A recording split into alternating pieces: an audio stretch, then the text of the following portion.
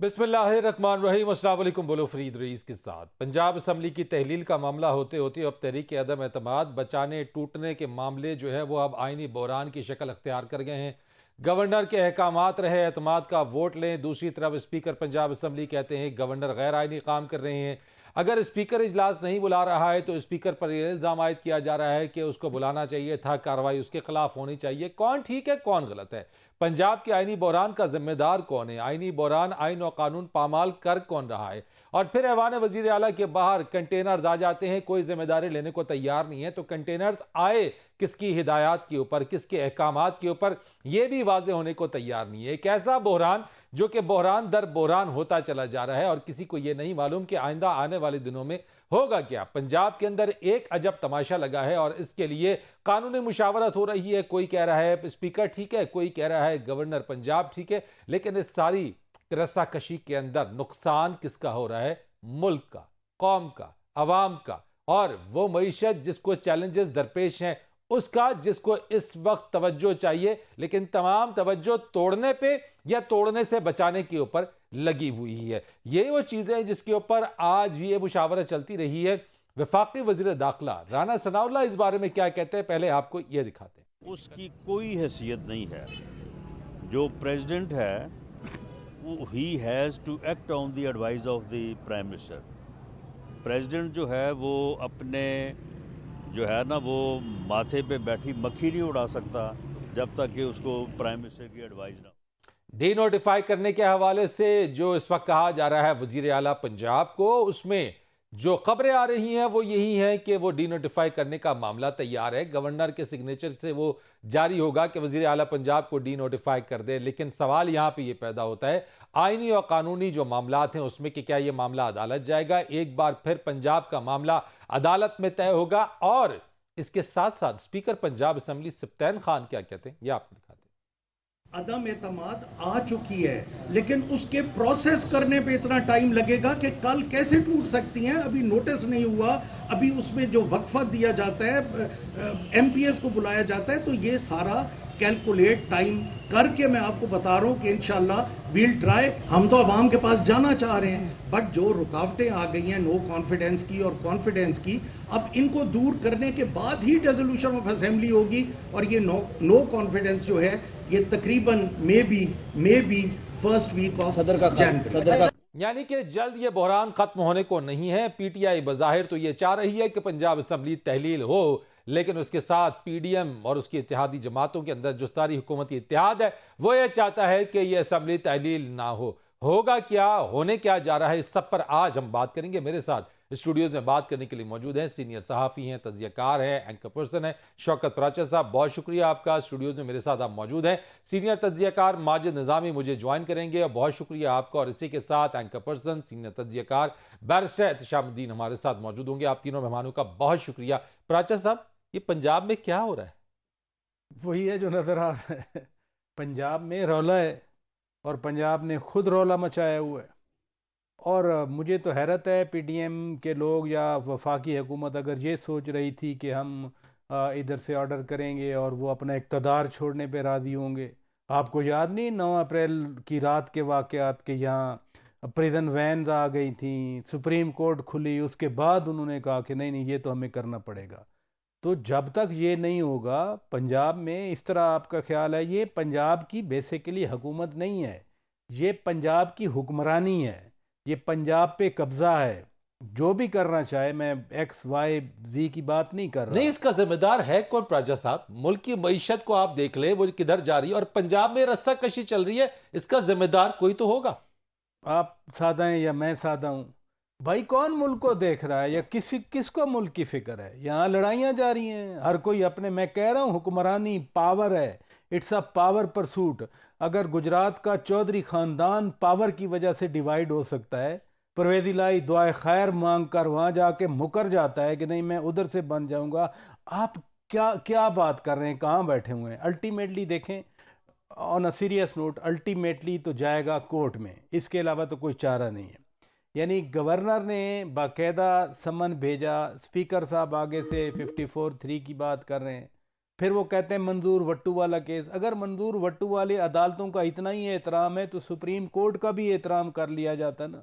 वो कासिम सूरी की रोलिंग को सुप्रीम कोर्ट ने कहा कि गैर आइनी इकदाम था ये। आप तो प्रूव हो चुके, और ये भी प्रूव हो चुके कि जब तक आपके खिलाफ कोई एक्शन नहीं होगा आप इक़्तिदार छोड़ने पे तैयार नहीं है, और ये सादा लोग बैठ रहे हैं। तो ये एक्शन होने जा रहा है या आप देख रहे हैं कि यही एक्शन होगा? एक्शन अगर करना होता तो एक्शन कर लिया जाता। अब कहाँ एक्शन होगा? पंजाब पुलिस उनके अंडर, पंजाब की ब्यूरोक्रेसी, चीफ सेक्रेटरी उनके अंडर, कैसे एक्शन होगा?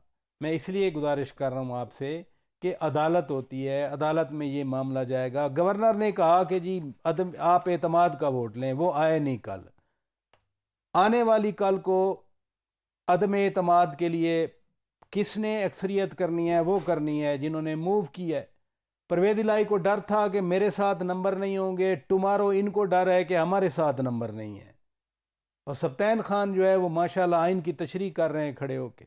और सब्तैन खान स्पीकर एक सूबे को कहता है कि हमने, आज वो कह रहे थे, तस्दीक कर दी उन्होंने, आज कहा कि वो सदर को लिखाने वाला ख़त अभी हमने रोक लिया है। यानी स्पीकर ख़त लिख रहा था कि आप सूबे का गवर्नर चेंज कर दे। यानी सदर को अब एक सूबे का स्पीकर डिक्टेट करेगा। हालांकि सदर को एडवाइस जाती है, और सदर ममलिकत ने बड़ा अच्छा किरदार अदा किया। जब एडवाइस आई थी इनको गवर्नर बनाने की बलीगुर रहमान साहब को, सदर ने कोई रेजिस्ट नहीं किया। बेगम नसरीन जलील के मामले पे रेजिस्ट किया गया, गुलाम अली साहब के बारे में बहुत डिले किया गया, लेकिन बहरहाल वो हो गए। लेकिन इधर तो कोई रेजिस्ट नहीं किया था। तो जो एडवाइस आई थी सदर ममलिकत ने उस पर अमल किया था। वो आर्टिकल 53 या आर्टिकल 127 की बात करने वाले ये भूल जाते हैं कि गवर्नर स्पीकर का नामजद नहीं होता, ना सूबे का नामजद होता है। स्पीकर तो है, वो है अपना वफाकी हुकूमत नहीं, मैं का समझना नुमाइंदा चाह रहा हूं है। कि स्पीकर साहब को बुलाना चाहिए था इजलास को, इस चीज को लेना चाहिए था, यानी कि रोड़ा अटका स्पीकर साहब रहे। इसमें कोई शक रह गया? यानी जब गवर्नर ने इजलास बुलाया, इजलास होना चाहिए था। स्पीकर ने जो रीज़न दी हैं अब उस पर डिस्प्यूट है। मैं मंजूर वट्टू वाली आइन का आर्टिकल 137 क्लॉज 130 क्लॉज 7 कहता है कि इजलास बुलाया जाएगा। ठीक है। स्पीकर कहते हैं कि मंजूर वट्टू वाले केस में 10 दिन का टाइम दिया गया था, और एक इजलास चल रहा है तो गवर्नर उस पर बुला नहीं सकते। आइन में 10 दिन की कोई कदगन नहीं है, और अदालत का एक फैसला प्रेसिडेंट नहीं बन सकता, आइन को ओवरराइड नहीं कर सकता। आइन में 10 दिन का कोई कदगन नहीं है। फ़र्ज़ किया अगर लाहौर हाई कोर्ट उस फैसले में, मियां मंजूर वट्टू साहब के फैसले में 2 दिन का टाइम देती तो आज वो 2 दिन लिखते। आइन रूल करेगा या कोई फैसला रूल करेगा? फैसले तो मुख्तलिफ आते रहते हैं। देखे ना, मियां नवाज शरीफ को ताहयात नायल कर दिया, अब फैसल वाडा साहब यानी आइन सेनेटर बन सुप्रीम गए। है, आइन की सुप्रीमेसी और उसकी बालादस्ती को कायम रखना चाहिए था यहाँ पे, जो स्पीकर पंजाब असेंबली में ने नहीं किया। अदालती फैसलों का एहतराम होता है, लेकिन अदालतें मुख्तलिफ वाक़यात और हालात की रोशनी में मुख्तलिफ है। मैंने बताया ना, मियां नवाज शरीफ ताहयात नाअहल हुए, फैसल वाडा दोबारा सेनेटर बन गए। ठीक है, ग्राउंड तो ऐसे ही थी ना, बिल्कुल ऐसे। लिहाजा अदालतें हालात और वाक़यात के मुताबिक फैसले देती हैं। कोर्ट का फ़र्क होता है। साकिब निसार की और कोर्ट थी, वो धड़ाधड़ फैसले देते थे, धड़ाधड़ सुओ मोटो होते थे, आज तो नहीं हो रहे। सो अदालतें मुख्तलिफ हालात और वाक़यात के मुताबिक फैसले देती हैं, लेकिन जो सुप्रीम अथॉरिटी है वो होती है आइन, कॉन्स्टिट्यूशन। हामिद खान वकील रहनुमा है, इस वक्त बात करेंगे उनसे। हामिद खान साहब, अस्सलाम वालेकुम सर। सर, मौजूदा जो सूरत हाल पंजाब की है, आप इसको किस तरह से देख रहे हैं? आखिर ये हो क्या रहा है? कौन जिम्मेदार है इसका? तो वो है जो 2 किस्म के जो है आईनी रास्ते तलाश करने की कोशिश कर रहे हैं, हुकूमत को तब्दील करने के लिए या चीफ मिनिस्टर को रिमूव करने के लिए, जो कि मैं समझता हूं कि आईनी तौर पर मुमकिन नहीं है। इनको सिर्फ और एक ही तरीकाकार इसमें हो सकता है, वोट ऑफ नो कॉन्फिडेंस का जो है, और उसकी उन्होंने मोशन डाली हुई है। फिर उसके साथ ही ये वोट ऑफ कॉन्फिडेंस का भी कह रहे हैं। ये 2 चीजें इकट्ठी नहीं हो सकती। अच्छा, आप कह रहे हैं 2 चीजें। और ये जो डी नोटिफाई करने वाला मामला है कि गवर्नर पंजाब के दस्तखतों से डी नोटिफाई करने की तैयारी कर ली गई है वजीर आला पंजाब को, तो आप समझते हैं कि अगर ये चीज हो जाती है, ये चीज को चैलेंज किया जा सकता है? देखिए, ये हो ही नहीं सकती, क्योंकि गवर्नर के पास ऐसा कोई इख्तियार नहीं है कि चीफ मिनिस्टर को डी नोटिफाई कर दे। गवर्नर तो आइन के तहत वो बाउंड है जो एडवाइस चीफ मिनिस्टर करे उसको फॉलो करने का। वो चीफ मिनिस्टर को रिमूव करने का उसके पास कोई इख्तियार नहीं। लेकिन सर, गवर्नर ने जो समन दिया, जो ऑर्डर दिया, जो कॉन्स्टिट्यूशन के उस ऑर्डर, उसके तहत स्पीकर को इजलास बुलाना चाहिए था। स्पीकर ने भी तो इजलास नहीं बुलाया। नहीं, वो इजलास खुद बुलाना था, क्योंकि इजलास चल रहा था, इसलिए इस मौके पर वो नहीं जो है कॉन्फिडेंस के वोट का कह सकता था। इसलिए वो कॉन्फिडेंस के वोट का सिर्फ उस वक्त कहा जाता है। उसकी दो बेसिक कंडीशंस हैं, एक तो इजलास ना चल रहा हो, दूसरा कोई ठोस वजह हो कि वो समझता हो कि ये चीफ मिनिस्टर जो है ये कॉन्फिडेंस लूज कर गया है हाउस का। उसकी तो कोई वजह बयान नहीं की। उन्होंने तो वजूहात बयान की थी सर, जिसमें गवर्नर ने अपने पूरे उस लेटर के अंदर लिखा कि ये वो वजूहात है जिसमें समझा जाता है कि इस वक्त वजीर आला पंजाब का जो एतमाद है, जो हाउस है, उन पर एतमाद नहीं कर रहा है। वो उसमें कोई भी ठोस वजह नहीं है, सिर्फ हवाई बात की है उसने। असल बात तो ये है कि जो असल रास्ता है चीफ मिनिस्टर को हटाने का आइन ने दिया है, वो वोट ऑफ नो कॉन्फिडेंस है जो आप मूव कर चुके हैं। उसमें वाजे है कि 20% कम से कम मेंबरान एक मोशन देंगे तो उस पर वोटिंग होगी, और वोटिंग में वो डिफीट हो जाता है चीफ मिनिस्टर, तो उस सूरत में वो रिमूव हो जाएगा। ये तो जो तरीकाकार है वोट ऑफ कॉन्फिडेंस का, वो आम हालात में ये तरीकाकार इस्तेमाल नहीं हो सकता अनलेस कोई बिल डिफीट हो गया हो असेंबली के अंदर, बजट पास ना हो। तो आमिर खान साहब, अब ये होता क्या नजर आ रहा है? ये होगा, ये मसला हल कैसे होगा? इस मसले का हल तो इन्हीं के पास है। ये वोट ऑफ नो कॉन्फिडेंस का जो इन्होंने मोशन मूव किया है, उसको हाउस के फ्लोर पर कल मूव करें और फिर उसके बाद 3 से 7 दिनों में इस पर वोटिंग कराएं। बड़ा सीधी सादी बात है, इसमें कोई इतनी मुश्किल बात तो नहीं है। ये खुद भाग गए हैं, खुद मोशन दे के वोट ऑफ नो कॉन्फिडेंस का खुद ही फरार का रास्ता इख्तियार कर लिया है। माजिद निजामी साहब, जिस तरह से आमिर खान साहब कह रहे हैं कि ये खुद राह फरार इन्होंने इख्तियार कर लिया है, तो क्या आपको भी ऐसा लगता है कि एक मोशन मूव की उसके बाद राह फरार इख्तियार कर गई है जो हुक्मरान इत्तेहाद है? ऐसा लग रहा है कि जी हुक्मरान इत्तेहाद को जो पहली कामयाबी है वो तो मिल गई है, क्योंकि इमरान खान साहब की जानिब से जो कहा गया था कि जुमे को असम्बलियाँ तहलील कर दी जाएंगी, वो पहला स्टेप अब नहीं होने जा रहा। तो एक नफसियाती बर्तरी इस वक्त पीडीएम इत्तेहाद को मिल चुकी है। जहां तक नंबर गेम की बात है और अदम एतमाद या एतमाद का वोट लेने की बात है, तो पंजाब में दोनों बड़ी जमातें इस वक्त इस चीज का इंतजार कर रही हैं कि दूसरी जमात अपना नंबर शो करे, दूसरी जमात ये मौका ले कि वो अपने हमायतियों को सामने लेके आए। अपनी स्ट्रेटजी को, अपनी हिकमत अमली को अभी वो खुफिया रख रहे हैं। उनका ये ख्याल है कि मुस्लिम लीग का ये ख्याल है कि तहरीक इंसाफ ये काम करे, तहरीक इंसाफ का ये ख्याल है कि मुस्लिम लीग नून करे। तो इसलिए दोनों इस वक्त बड़े एहतियात से इस पिच पे खेल रहे हैं। और इसीलिए जिस तरह हमने कल रात को एक सिचुएशन देखी जिसमें ये ऐसे समझ आ रहा था कि शायद कोई हंगामा आराई होगी या कोई रातों रात नोटिफिकेशंस जारी होंगे और उसके बाद कोई अमनो अमान का मसला होगा, आईजी किसकी हदायत पे अमल करेगा, चीफ सेक्रेटरी किसकी हदायत पे अमल करेगा, तो ऐसा सब कुछ लेकिन नहीं ऐलान देखने वजीर में आला के आया। बाद कंटेनर किसने पहुंचाया, ये वो सवाल है जिसका जवाब नहीं मिल रहा है। जी, वो कल 2 तरह के मुख्तलिफ मुजाहरे हो रहे थे लाहौर के अंदर, जिसमें कुछ लोगों के मुलाजमतों के मसले थे। तो करीने क्यास यही है कि उसको मसले को हल करने के लिए कंटेनर्स बुलवाए गए थे। चले, एक मैंने ब्रेक लेनी है, ब्रेक के बाद आते हैं, इस चीज़ के ऊपर मजीद बात करेंगे कि पंजाब की सियासत जो है वो किस तरीके से आगे आने वाले दिनों में रुख क्या अख्तियार करेगी। एक ब्रेक के बाद।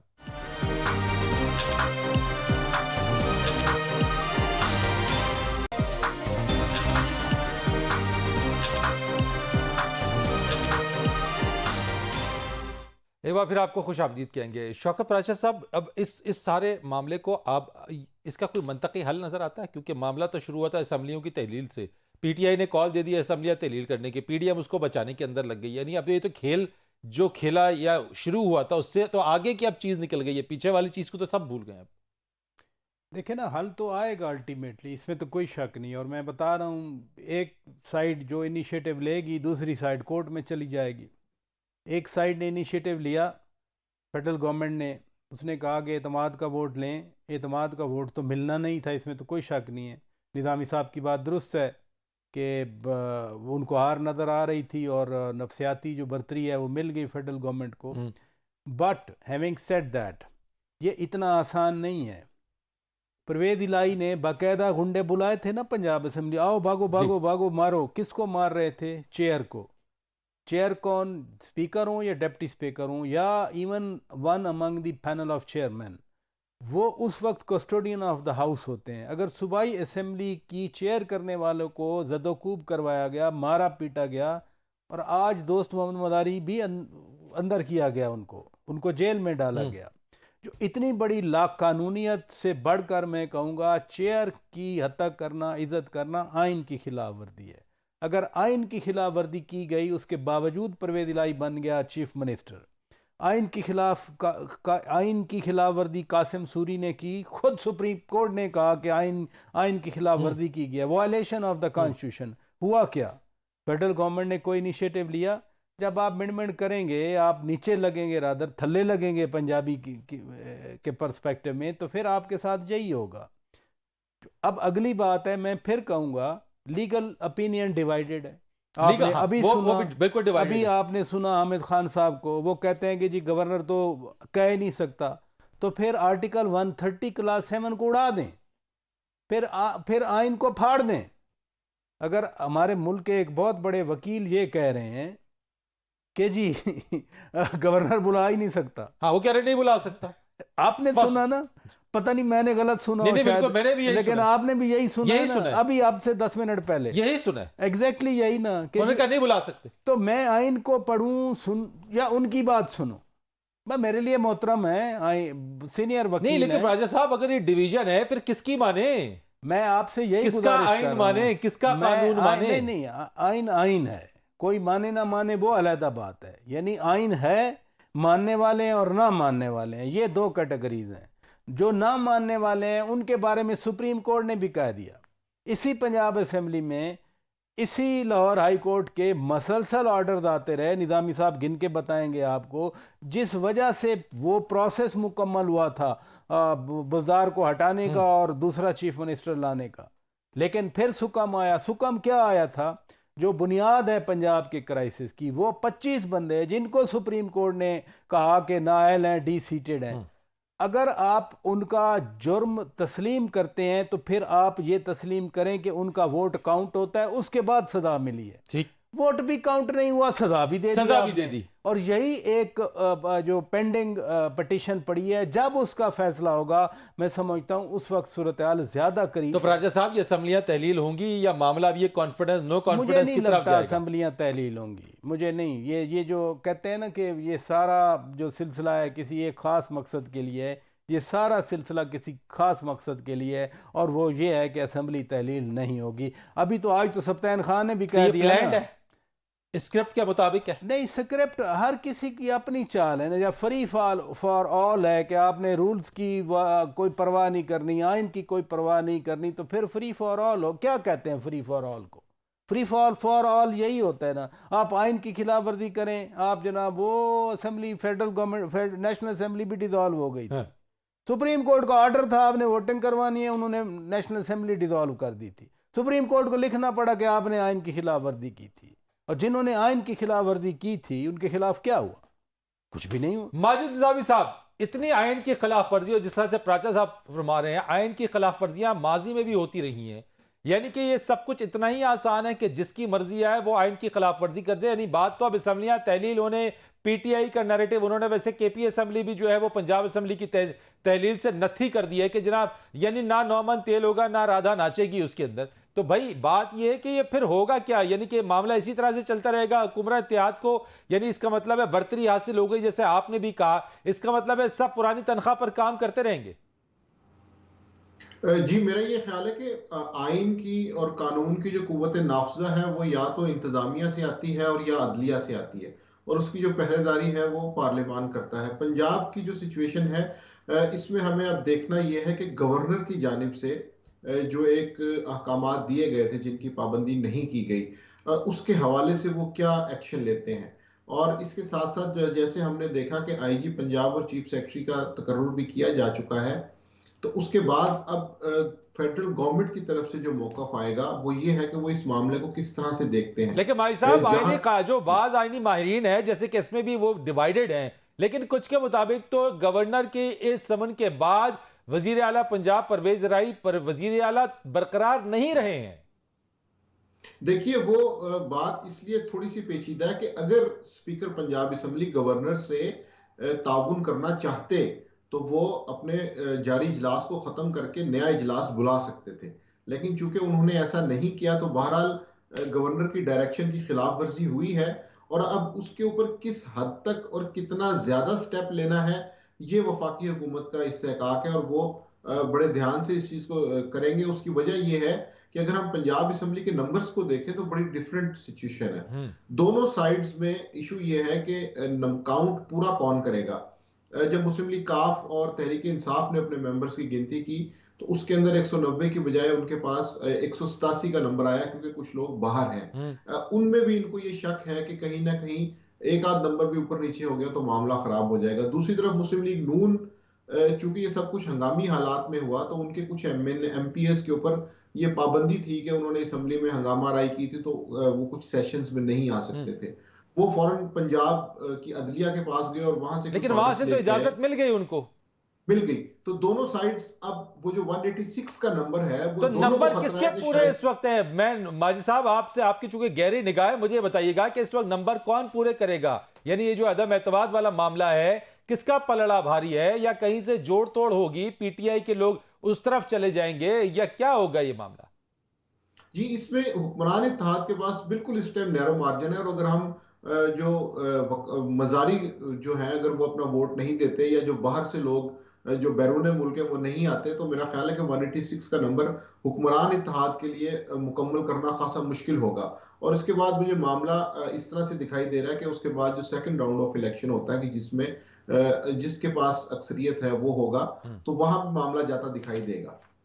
यानी आपको लगता है कि उसमें होगा क्या फिर? यानी क्या आपको नजर क्या आ रहा है सेकंड राउंड में? आप कह रहे हैं तो फिर सेकंड राउंड में किसकी जीत होगी, किसको बर्तरी मिलेगी?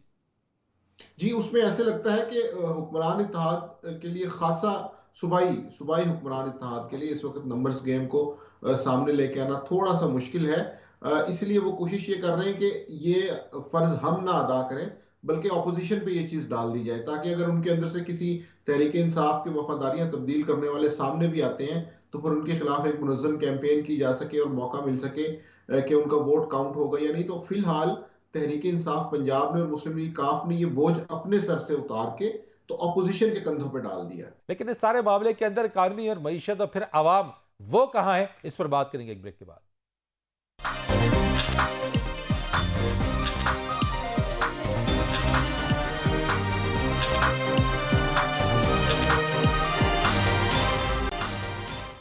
एक बार फिर आपको खुश आमदीद कहते हैं। माजिद साहब, असम्बलियों की तहलील, अदम एतमाद, एतमाद, जीत हार, सब अपनी अपनी कोशिशों में लगे हुए हैं, लेकिन इस वक्त मईशत और मुल्क के जो मामलात हैं वो कौन देखेगा? उसकी तवज्जो, उस पर भी तवज्जो है? उसको बचाने की भी कोई कोशिश है, या तमाम तर तवज्जो पंजाब बचाने के लिए ही है? जी, मेरा ख्याल है ये एक वो बुनियादी नुक्ता है कि जिसके ऊपर अहले दानिश को गुफ्तगू करनी चाहिए और हमें कहीं ना कहीं सियासतदानों से ये शिकवा भी करते रहना चाहिए कि उनकी तरजीहात क्यों मुख्तलिफ हैं। जहाँ तक पंजाब का मामला है तो पंजाब का सियासी दंगल इसलिए भी उरूज पे है क्योंकि पंजाब के ख़जाने के अंदर पैसा बहुत ज़्यादा है। यहाँ पे अरबों रुपए के फंड्स हैं। उस्मान बुज़दार की इंतज़ामिया के दौरान वो खर्च नहीं हो सके और अभी भी तकरीबन 500-600 अरब रुपया ऐसा है कि जो अगले इलेक्शन के आने तक खर्च किया जा सकता है। तो इस सूरत हाल को जब हम सियासी सूरत हाल से कनेक्ट करते हैं तो फिर हमें पंजाब के इस बहरान की समझ आती है कि ये इस वजह से तरक्याती फंड्स की वजह से, हलकों में तरक्याती काम की वजह से दोनों जमातों की कहीं ना कहीं ये कोशिश है कि उसे बरूए कार लाया जाए चूंकि मरकज़ के अंदर कर्ज़ों के मामलात हैं, मईशत के दूसरे मामलात हैं, तो इसलिए मरकज़ के मसाइल अलग हैं। चूंकि पंजाब एक खाता पीता सूबा है, तो इसलिए यहाँ पर यहाँ के सियासी बहरान में इजाफा इस वजह से भी हो रहा है कि इन्हें अपने माली मामलात का फिक्र नहीं लेकिन है, आप बल्कि ये समझते हैं उस कि खान साहब ने जो असम्बलियाँ तहलील करने की बात की है, अब ये मामला जो है वो रुक गया है और ये सारी असम्बलियाँ जो है वो अपनी मुद्दत पूरी करेंगी, और अगर ऐसा होता है तो फिर खान साहब का नया नैरेटिव क्या होगा, नई हिकमत अमली क्या होगी? जी, खान साहब का जो बुनियादी नैरेटिव है या उनका जो बुनियादी मसला है, वो ये समझते हैं कि इस साल के अंदर होने वाले इलेक्शंस में उनकी मकबूलियत के हवाले से जो सबूत सामने आए हैं, जिस तरह उन्होंने 6 ज़िमनी इलेक्शंस में जीते, इसी तरह जो जुलाई के इलेक्शंस थे उसके अंदर उनकी मकबूलियत का पता चला, तो वो ये चाहते हैं कि ये इस मकबूलियत को आने वाले इलेक्शन में बैलेट बॉक्स में कन्वर्ट किया जाए और अगली हुकूमत के लिए राह हमवार की जाए। तो बुनियादी तौर पे लेकिन मुबैना इस जो सारी ऑडियो लीक्स आ जद्दोजहद रही उसी के हैं, लिए। जो मुबैना ऑडियो लीक्स आई हैं, आप समझते हैं कि उसके बावजूद भी मकबूलियत उनकी बरकरार रहेगी? देखिए, उनकी मकबूलियत के हवाले से जो टेस्ट केस हैं वो तो इंतखाबात ही हैं, और उन इंतखाबात के अंदर उनकी परफॉर्मेंस से ऐसा लगता है कि अभी तक इंतखाबी मैदान में उनको पिछाड़ने के लिए पीडीएम सामने नहीं आई। क्योंकि अगर हम ऑडियो लीक्स के साथ साथ पीडीएम की परफॉर्मेंस पे भी बात करें, तो हमारे पास ऐसे कोई नुकात नहीं है कि जिन जिन 5 पॉइंट्स के ऊपर पीडीएम अपना अगला इलेक्शन प्रेजेंट कर सके, या वो कह सके कि अगर मार्च में या अप्रैल में इलेक्शंस नहीं, हो और रहे अगर हैं इमरान तो खान हमारे की पास ये 5 इस चीजें सारे हैं। मंजरनामे में इमरान खान की नाअहली हो जाती है, उनकी गिरफ्तारी हो जाती है, फिर आप इसको कैसे देखते हैं? देखिए, हमें इस सूरत हाल को 2018 में मियां नवाज शरीफ की नाअहली से कनेक्ट करना पड़ेगा कि बहरहाल उसका उन्हें नुकसान तो हुआ, लेकिन एज ए पॉपुलर पार्टी उनकी मकबूलियत में कमी नहीं आई, और उस वक्त 2018 में इस्टेब्लिशमेंट को मुबैना तौर पर खासी कोशिश करने के बाद इमरान खान को उन्होंने इक़्तिदार दिया। तो ये मामला तो इस तरह चलता हुआ नजर आ रहा है, लेकिन बहरहाल इमरान खान की मकबूलियत के हवाले से अभी तक कोई उस तरह का सीरियस डेंट नहीं है। और दूसरी जानिब जो हैरान कुन बात है वो ये है कि जो दूसरी उनकी जमात है, जो मुखालिफ जमात है, उनकी भी परफॉर्मेंस कोई इतनी मिसाली नहीं है कि लोग इमरान खान को छोड़ के तो पीडीएम की तरफ आए। या तो इन 4-6 महीनों में पीडीएम की जानिब से कोई ऐसी मुहैयर अक्ल कारकर्दगी दिखाई जाएगी जिसके बाद वोटर जो है वो इस साइड से निकल के दूसरी तरफ आ जाए। तो अगर पीडीएम की भी नाकिस कारकर्दगी होगी, तो मेरा ख्याल है कि उसका फायदा भी इमरान खान को ठीक पहुंचेगा। है जी राजा साहब, पीडीएम की नाकिस कारकर्दगी का फायदा भी इमरान खान साहब को होगा। क्या ऐसा ही लग रहा है आपको भी कि असम्बली अब तहलील नहीं होंगी और मामलात ऐसे ही चलते रहेंगे? देखें, ये कहना बड़ा प्रीमेच्योर है कि असम्बलियाँ तहलील नहीं होंगी, क्योंकि इमरान खान जो जो कहते हैं वो उसके लिए अपनी पूरी स्ट्रगल करते हैं। मसलन यही सब्तान खान तो पीटीआई के हैं ना, कि आप इजलास ही मत बुलाएं ताकि परवेज़ इलाही एक्सपोज ही ना हो सके कि मेरे पास अक्सरियत नहीं है। और माजी में मैं बता रहा हूँ कि 9 अप्रैल को अगर रात को प्रिजन वैन ना आती, रात को अदालतें ना खुलती, तो पता नहीं वो उस रात भी कोई अदम एतमाद पास नहीं होना कुछ नहीं होना था। कुछ नहीं होना था। तो इसलिए Imran Khan will keep on sticking to this point. जो हम समझते हैं कि अदालतों में जाएगा, वो लीगल प्रोसेस पे कोई कदगन नहीं है, टाइम बाउंड नहीं है। वो आप 2 दिन में करें, आप 1 महीने में करें, या आप अडजन कर दें। वैसे भी पंजाब के हवाले से छुट्टियां हैं शायद वहाँ पर, फिर वो वकीलों की वजह से कुछ झगड़ा भी हुआ था, छुट्टियां ख़त्म होंगी, वो भी जनवरी के दूसरे हफ्ते में कहीं मामला होगा। तो जो भी अदालत में जाएगा, ये नहीं है कि आप जाएंगे और अदालत जो है वो उसी वक्त उसको एंटरटेन करके उसी वक्त डिस्पोज ऑफ कर देगी। तो इस वजह से वो डिले का ख़तरा, डिले की जो हम बात कर रहे हैं, अगर अदालत में गया तो फिर डिले इस वजह से हम कहते हैं। लेकिन ये नहीं कहा जा सकता कि इमरान खान थक हार कर बैठ जाएंगे। तो फिर होगा क्या राजा साहब, व्हाट यू आर सेइंग, कि होने क्या हो, यानी खान साहब की नेक्स्ट मूव, नेक्स्ट स्ट्रैटेजी क्या होगी, वो इसको कैसे काउंटर खान साहब मेंटली इस बात पे तैयार हैं। जब वो इधर 26 नवंबर को पिंडी के जलसे में कहे गए कि अगर 9 महीने बाद भी इलेक्शन हुए तो इंशाल्लाह हम जीतेंगे, इसका मैं क्या मतलब लूँ? उनके जहन में सारे ऑप्शन हैं, वो इस चीज़ को तैयार हैं। अलबत्ता दूसरी बात जो है मकबूलियत की, आप ऑडियो लीक्स की बात कर गए, मकबूलियत की बात कर गए। मकबूलियत मैं समझता हूँ 17 जुलाई या 16 अक्टूबर वाला को मकबूलियत का मेरे लिए यार्ड स्टिक ये भी नहीं था। गो के पीडीएम ने इलेक्शन हारे। मसलन अगर इमरान खान 16 अक्टूबर को खुद ना लड़ते इन 7-8 सीटों पे, कोई इनके बंदे खड़े होते, खुद इमरान खान 6-6, 7-7 हज़ार वोटों से जीते हैं। मैं ननकाना की बात कर रहा हूँ, मैं फैसलाबाद की बात कर रहा हूँ, मैं मर्दान की बात कर रहा हूँ। कराची में वो तो हार गए। राजा साहब, आज खान साहब ने भी अपनी तकरीर के अंदर जो इन्होंने खिताब किया वो कह रहे हैं जनाब, जो जुल्म एक शख्स ने किया वो दुश्मन भी नहीं करता। यकीनन उनका इशारा उसी तरफ है जो मैं भी समझ रहा हूँ और आप भी समझ रहे हैं। लेकिन यही सवाल खान साहब चौधरी परवेज़ इलाही से भी कर लेते। ये बात खान साहब जो दूसरों को बता रहे हैं जनरल बाजवा साहब के बारे में, वो परवेज़ इलाही को भी बता देते। परवेज़ इलाही तो जवाब दे चुका है। तो मुझे हैरानी होती है कि इमरान खान अपनी बात कर रहे हैं, परवेज़ इलाही अपनी बात कर रहा है, तो कॉमन एजेंडा क्या है फिर? परवेज़ इलाही कहे ना कि इमरान खान जो बात कर रहा है कि जनरल बाजवा ने इस मुल्क के साथ दुश्मनी की है, मैं उसको ओन करता हूँ। जी, वो कह रहे हैं जो दुश्मन भी नहीं करता। परवेज़ इलाही ने तो कहा ये चीमा फैमिली किधर मुँह उठा के आ जाती है, ये बातें कहते। परवेज़ इलाही ने कहा कि मैंने कैबिनेट मीटिंग के इनको शटअप कॉल दी। तो वो किसको सुना रहे थे? आपको मिसालें आती है ना पंजाबी की, जब परवेज़ इलाही ये चीमा फैमिली का नाम ले रहे थे तो किसका नाम ले रहे थे? वो बेसिकली वो इमरान खान को सुना रहे थे। तो आज इमरान खान वही बातें कर तो रहे हैं। उसके बावजूद भी वो कहते हैं कि ठीक है हमारे इत्यादि, वो कहते रहे उनकी अपनी पॉलिसी, मैं हमारी यही अपनी बात पॉलिसी। कर रहा हूँ ना, जब आप एक सबसे बड़ा मसला इमरान खान ने आज कहा कि वो एक शख्स था, सबसे बड़ा मसला उसने कहा, एक शख्स का फैसला। उसने अमेरिका का नाम भी नहीं लिया, आज उसने कोई कॉन्स्पिरेसी की बात नहीं, उसने कहा एक शख्स का यानी फैसला सारी नाकामी की जिम्मेदारी एक ही शख्स की। एक शख्स पे डाल दिया। परवेज़ इलाही कहता है कि नहीं नहीं नहीं नहीं नहीं नहीं, उनकी तो बड़ी खिदमत हैं। तो पहले तो घर में तो फैसला करें कि एक शख्स ने मुल्क के साथ अच्छा किया, एक शख्स ने इमरान खान को इमरान खान बनाया, एक शख्स ने इमरान खान को इक़्तिदार दिया, एक शख्स ने इमरान खान की बतौर वज़ीर आज़म परवरिश की। आप कह रहे हैं कोई अपनी तो कामयाबी बताएं। जी माजिद भाई साहब, बताइएगा इसके ऊपर। यानी आज वो एक शख्स जो है उसने वो जुल्म किया जो दुश्मन भी नहीं करता। यानी खान साहब कुछ कहते हैं इस बारे में, परवेज़ इलाही कुछ कहते हैं, उसके बावजूद भी कहते हैं जनाब हम कोलिशन पार्टनर हैं, रूलिंग पार्टनर है पंजाब के अंदर, हमारे वजीर आला हैं। यानी डिफरेंसेस ऑफ द ओपिनियंस भी हैं, फिर भी साथ हैं। जी बिल्कुल, उसकी दो बड़ी वजूहात हैं। एक तो ये है कि पंजाब असम्बली में तहरीक इंसाफ के पास 6 वोट कम थे जो कि उन्हें काफली के 10 वोटों की जानिब से मिले। और दूसरा ये कि पंजाब का 200 अरब रुपए का जो फंड इस वक्त तक खर्च हो चुका है, वो दूसरी अहम वजह है जिसकी वजह से दोनों जनरल बाजवा के मामले में इख्तलाफ होने के बावजूद साथ साथ चल रहे हैं। क्योंकि उस 200 अरब रुपए से उन्होंने अगला इलेक्शन लड़ना है, अपने काम करने हैं, अपने डमियंस बनाने हैं, अपने जिलों के अंदर काम करने हैं। तो ये मेरा ख्याल है दो बड़ी वजूहत हैं जिनकी वजह से जनरल बाजवा के मामले में इख्तलाफ होने के बावजूद भी ये दोनों साथ साथ चल रहे थे। और आइंदा भी ऐसे ही लगता है कि इस खिटपिट के बावजूद कुछ ना कुछ साथ चलते रहेंगे।